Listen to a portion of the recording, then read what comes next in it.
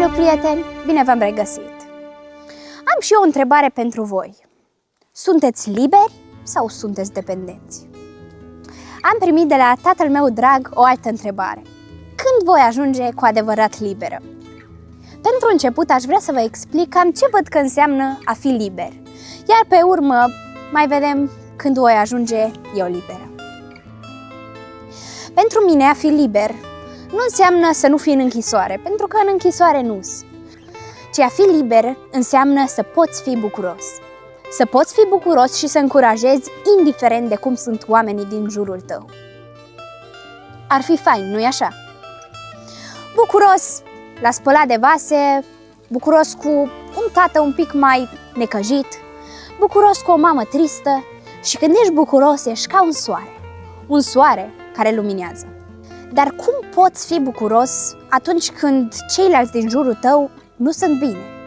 Ce faci atunci când te afectează supărarea celorlalți? Ca să fii bucuros cu cineva supărat lângă tine, trebuie să nu aștepți ceva de la el, ci trebuie să ai ceva de dat lui. Dar pentru a avea de dat ceva, trebuie mai întâi să iei. Și de la cine poți lua tot timpul?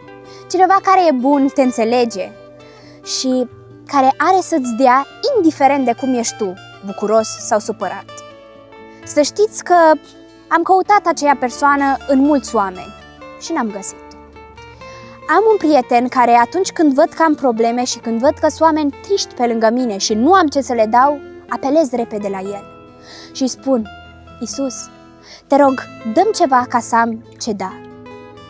Deși de multe ori mă păcălește firea aceasta rea din inimă și aștept de la tata, aștept de la ceilalți și nu sunt liberă, vreau să mă lupt din ce în ce mai mult cu firea și să iau de la Iisus, de la prietenul meu. Deci, liber nu ești după 18 ani sau când pleci de acasă, ci liber ești când poți rămâne fericit chiar și în închisoare. Și eu zic că mai rău decât închisoarea e să poți fi fericit cu cineva supărat în casă la tine. Dacă reușești să faci treaba aceasta, atunci ești cel mai liber om. Și să știi că singur nu vei reuși niciodată. Ai nevoie de Iisus. De aceea te provoc să-L ai ca cel mai bun prieten al tău. Pa! Și ne vedem data viitoare!